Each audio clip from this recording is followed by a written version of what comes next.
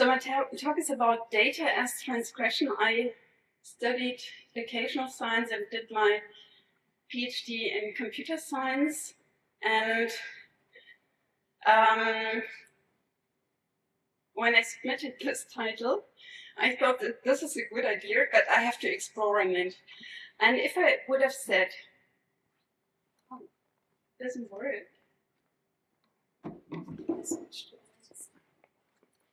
Slide.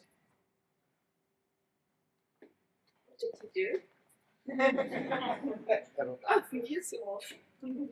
If I would have said using data as transgression or is transgression, it would have been easier to make a conclusion on. But data as transgression is something that we should explore.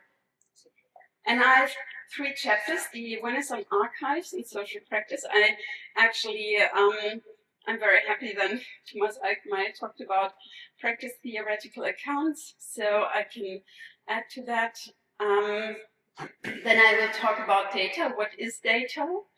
In computer science, it's very easy what data is. There's data and then there's knowledge, which makes meaning of data, but I think there are very different perspectives on what data is. And then I will talk about models, which are part of infrastructures. What I will not talk about, and I'm a bit sad about that, is on the political aspects of all of this. My work nowadays, or within the last 3 years, was also on platform power and platforms replacing public institutions.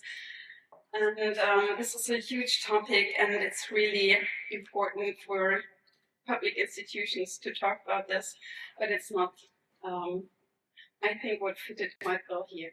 So the first chapter is on archives and social practice and the utopia of the rule. And it's about generative AI. Only the first chapter, about machine learning and neural networks. And it says that generating content based on statistical patterns within existing digital archives. So what a generative AI does is generating content based on statistical patterns within existing digital archives. AI's assumption here is that culture primarily takes place within existing archives of cultural products and expressions. So AI's assumption is that culture is just taking something out of the archive and somehow using it and somehow recombining things which we take out of the archive. So the underlying intuition of generative AI, or you could also say the mode of how it works, is that cultural practice is the reproduction of existing patterns and rules. So the AI finds in this data, in this unstructured data, patterns and rules, and according to those patterns and rules, it just reproduces them and comes up with some product. And this is what David Graeber would call, I think, the utopia of the rule. The idea that social practice is performs existing or priorly existing patterns and rules. So the idea is social practice is you can find patterns and rules in social practice. You can find them and then reproduce something new or come up with something new. And that the computer science point of view actually is that those rules and patterns existed or just exist and they are given prior to social praxis. This is so different from social or from practice theoretical point of view. I will come back to this later. And it's the utopia of the rules, so the idea that the rules are existent and we can reproduce them in social practice or produce somehow act according to them. Social practice takes place between persistence and new creation. This is when we listened to Thomas Alkmayer, we understood that from a social science or sociological point of view, not really, but the theory of social practices, we would say no, social practice is something different. It takes place between persistence and the new creation. And here we at our team, we refer to Elizabeth Shove, Sandberg Zupas, and Theodore Schatzky. And so we know that social practice is something different than what generative AI assumes social practice is. It's more than just an archive where we put out things and reenact them. So, but how to become transgressive with generative AI? So can we become transgressive with generative AI when we use it? The articulation, I would say the articulation is not an expression of primary ideas, but as prose, or not Schwemmer says, you might know this, articulation is not the expression of primary ideas, but a process in which experiences and ideas only successively gain their form in the confrontation with media. So we cannot just express our ideas, which are probably in our mind or assumed to be our mind, but we have to process ideas successively in confrontation with media, and then they become something else. You can never ever have an idea in your mind and then just bring it to the world, but it will be successively taking form in confrontation with media. This is not the computer science point of view, but this is the point of view of Schwemmer. So the interesting thing about AI is, or generative AI, is that we do not really have a theory about it. And because there's always, or we realize that there's always a difference between one's prompt and the algorithmically generated reaction. I don't know whether you ever typed a prompt and then you got a reaction from the AI and you were irritated. So it was not what you really expected. And the issue is that the more accurate you type in your prompt, the less it meets your expectations. This is not what I wrote. I found it in a blog, but I did not notice whose blog it was. I'm so sorry. This is not good for science, but I have to say that it's really actually, when you perform it, when you just have an idea of something and you type in a prompt which is not so accurate, you're just delighted on what comes up. But if you think you really pretty well know what you asked for, and then the AI comes up with, let's say, a picture, you say, oh, no, my expectations were somehow different. So there's a productive moment, not meeting our expectations, but failing to meet them. So to confront us with our expectations. So the product of the generative AI, be it a text or a, let's say, picture, it always confronts us with our expectations. So from the surplus that arises, or this comes from the surplus that arises when the algorithms fill in all the gaps that we did not make explicit in our prompt.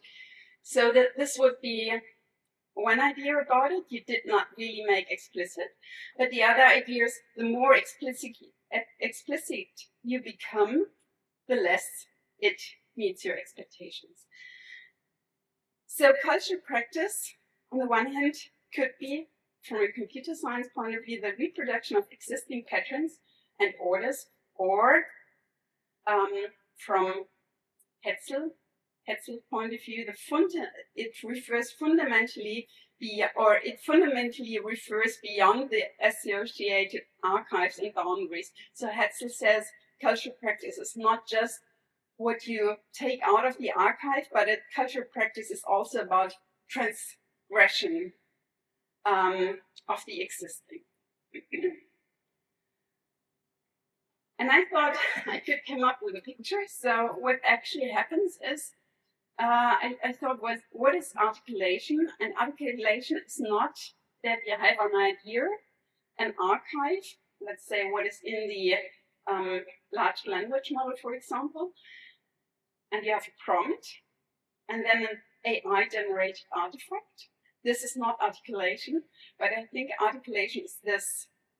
Articulation is you have an idea, you have a media, you have an archive and a prompt, and something which comes up and which somehow confronts you with your own expectations, and you start to reflect on your own expectations. And this is, I think, the idea of what articulation is about. And we do not stop with the product the AI gives us, but immediately we come up with some new irritation, for example. So here I would say, to answer the question whether data is transgression, I would say, oh no, data is not transgression, because it's articulating goes beyond, or transgression goes beyond data. But the question is what data actually is. And I would say there are three perspectives on data, and that's what Christoph Richter and me, my colleague and me, wrote down in a computer science conference. And it was about digital data and different forms of objectivity. So I would say we have not always the same in mind when we talk about data. It was in 2018 when we presented this, and computer scientists were not so interested in it. But I think it's really hard stuff, because in computer science, also Angelika Merkel said so, in computer science, people say data is a resource and you can mine data. And this actually makes sense from a computer science point of view. So digital data is conceived as a natural resource that can be mined, exploited, and processed. As a social scientist, you should say, oh no, I thought data is something else. Data is, for example, a social constitution of data and its interpretation. So we, as social scientists, we thought we are not so sure what data actually is, and we worked on that and found that there are three different perspectives: the observer's perspective, the processor's perspective, and the user's perspective. And the observer's perspective is what social science, I think, long time thought was, or implicitly or explicitly discussed as data. So data is a means for the description of empirical matters. So data is something that represents something else. So you have a phenomenon, you have some phenomenon, and you, by observation, take data and you aim with all you learned that your data represents the phenomenon. But the phenomenon is totally, well, the phenomenon should not be, really transformed by taking data by observation. You know that this sometimes happens, and we discuss quite a lot about this, but the phenomenon is not the data. The data is what we take, what we observe and take and transcribe and do with in social sciences, but the phenomenon exists even if we don't take any data. So the data is not given, but has to be collected, elicited, and extracted by means of dedicated procedures. The matters, things, or phenomena to be represented and analyzed are not conceived as, or are conceived as independent of data collection procedures. So the phenomenon would be there if you would not observe it, if you would not take data, and if you would not analyze it. So objectivity is a representational function. Objectivity here is established by disciplinary legitimized procedures and standards of data collection, analysis, and interpretation. And objectification, for example, is common understanding of some empirical matter. And the materiality of the instruments used for data elicitation and processing plays a marginal role at best. This is not totally true. Of course, as just forgotten his name, Diaz-Bohne says that the instruments and its materiality must fit the data collection and the method, but nevertheless, we hope that the materiality of instruments does not really does anything to the phenomenon. So data in this perspective stands in for something else. But the processor's perspective is totally different. So we came up with this when we realized that in computer science we found text or scientific work which said data is an object, the matter itself, or we find the ISO standard which said data is defined as a discrete data object, objectively given.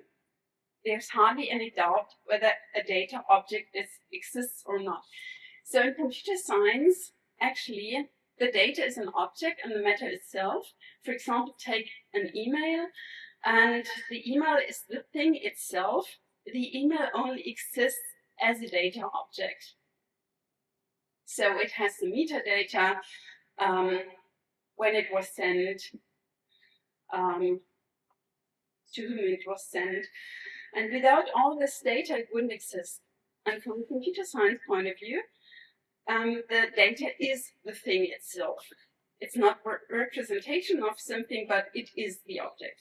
So the utilization and usage of data from a technical and information processing point of view is data is defined as a discrete data object, and the materiality and objectness of data is central. And within my talk, I would really want to make sure that, at least I understand, that humans and technical object or infrastructures operate very differently, and this makes really, or this is important to know about if we do research here. So the readability of data has to be explicitly produced and ensured for both the algorithmic processor and the human user. So when computer science does anything, it has to make it readable for the processor and the human user. And the interpretation of data, however, is fundamentally different among humans and computers. This is what Frida Nake said. So human users inevitably, sorry, I'm so tired. Human users make sense of digital data in relation to the situation and context they find themselves in, their motives and their interests. Computers can interpret and operate on data only on the basis of the formalized procedures available to them. So a computer understands data only on the basis of the formalized procedures available to them. And they have been formalized long before the situation takes place. So while the user finds herself or himself or itself in a situation right now and interprets something based on the practice or, let's say, the situation they find themselves in, the computer always interprets it on the knowledge it already has as formalized models or as object-based ontologies, and the already known, what Durisch would say, the rules and patterns as identified within existing archives. So it always interprets based on some knowledge or formalized models which have already been written down and made explicit somehow. And AI does not really change anything here. I could go more deep into that, but actually it's always prior knowledge. It's presented in specific representational forms, and that form is actually form of materiality. So if you have a pixel-based object or a vector-based object, you might know this from you do something with pictures, and you know they are vector-based graphics and pixel-based graphics, and you can do really different things with it, whether it's a pixel-based or vector-based graphic or picture. And it's so, this is just a very small example, but Durisch says that the representational forms is a form of materiality, or we Gustav Richter and me, we worked on that, that this is a form of materiality.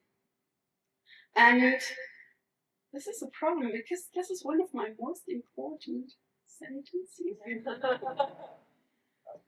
Oh, I'm sorry, I did that in German.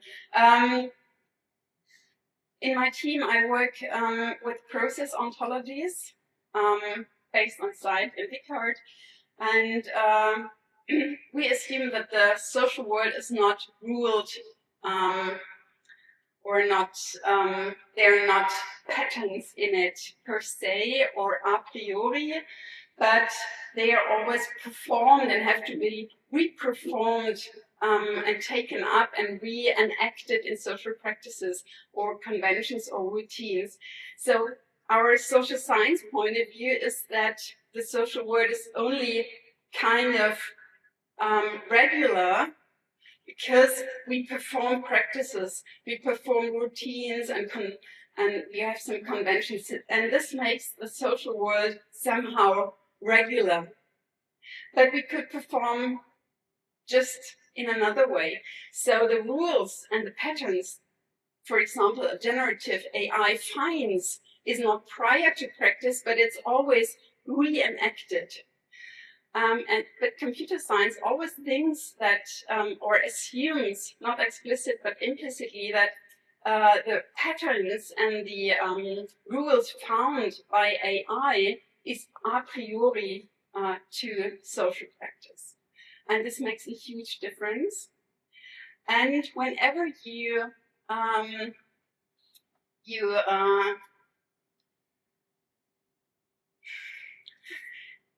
cannot well translate just even in the one or the other language. If you produce order, you at the very same time produce unorder. So computer science aims to order something, but as the world is not ordered in itself, there's no order in the world. So when computer science comes up with some order, they always at the very same time, gleich ursprünglich, come up with unorder, with mess, I would say, but they didn't look at the mess, they only look at the order, and the order is not given, they just produced it. And this is this is something which makes, which does quite a lot to social practice. And there are different representational forms here of one and the same thing. It depends on which forms are used.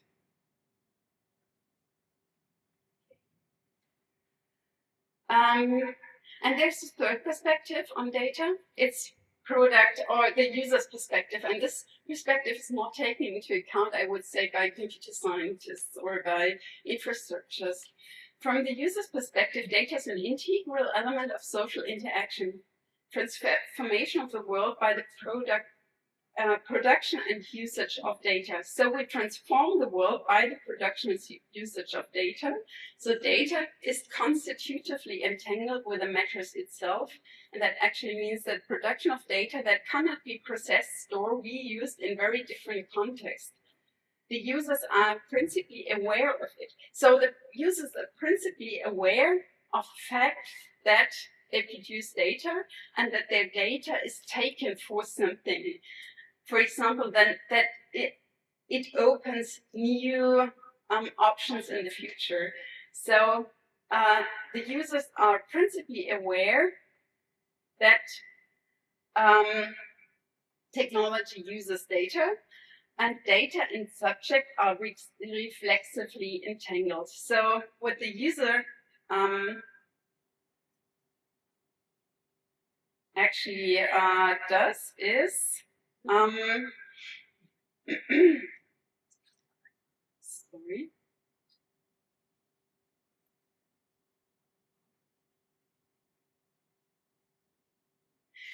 I will take the second last issue. The production of data is not so much focused on description and prospection, but geared towards the opening of options for future interactions. So what the user does not do is only produce, let's say, a post or a picture or whatever.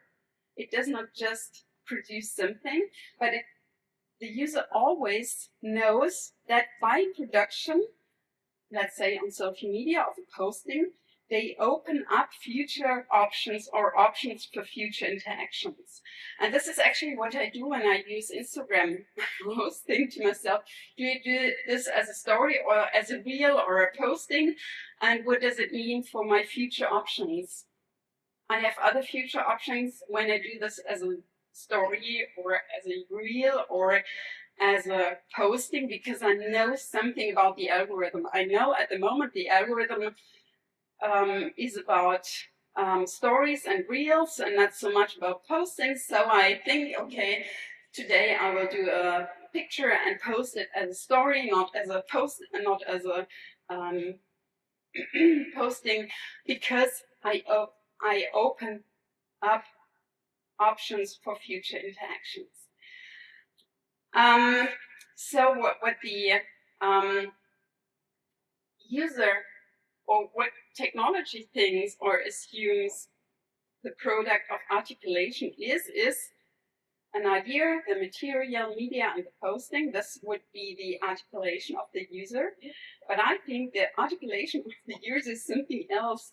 We are posting something, but the posting is not the idea we have in mind. I'm sorry, this sounds not practice theoretical, but we always, when we write text, for example, when the text is written and finalized, you think, now we could write the text. Did you ever have this? When you write a paper, when you finish the paper, you realize now the paper is finished, and if I would start now, the paper would be the paper I have in mind now. So the text production is not what we have in mind when we finalize the text, but it's something else. We always go beyond the product. And this is, we come up with new ideas on opening up future and plus opening up future interactions. When we write papers, we think when I post this to some specific journal, I will be whatever. I will have future opportunities. But if we would write the text then, the same would happen again, of course. So if we would then write down the text, of course, when the product is finalized, we would say, now we could write the text, which would be a different one than the one. Well, I hope you just got this. And that's just the user's perspective, but computer science does not think about this. And the third thing is, I would want to talk about is models in software engineering, because I think that all what I talked about makes a real difference in this world. And I did some work on mein Bildungsraum digitale Vernetzungsinfrastruktur für Bildung. I don't know whether you've heard of that. Have you heard of that? It will make such a difference in this country if BMBF will succeed with doing this. BMBF got lots of money to come within what they call it platform. Now they call it Digital Vernetzungsinfrastruktur für Bildung. Translated would be digital networking infrastructure for education. And the idea is that we have a neutral infrastructure, and every educational course or every course for learning or education should be or can be published there. So the BMBF aims to have one digital infrastructure for Bildung, and the question is how, and they say it's neutral, and I would say it will be a huge transformation. And at the moment there's also the Adaptive Intelligence System, AIS, discussed, and this means that users should be or it should adapt to users' needs. So if you finished one course, the next courses are offered to you based on metadata standards and competence standards and things like that. That's interesting because there are many models in this infrastructure. For example, there's a learner model and a domain model. I don't know how much time I have. No, not so much.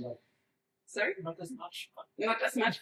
The main model means the object, what is to be learned is modeled, and the learner is modeled. What does the learner already know?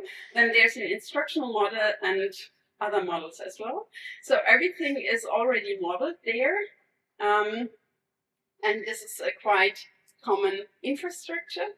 And everything has to be described based on these existing models.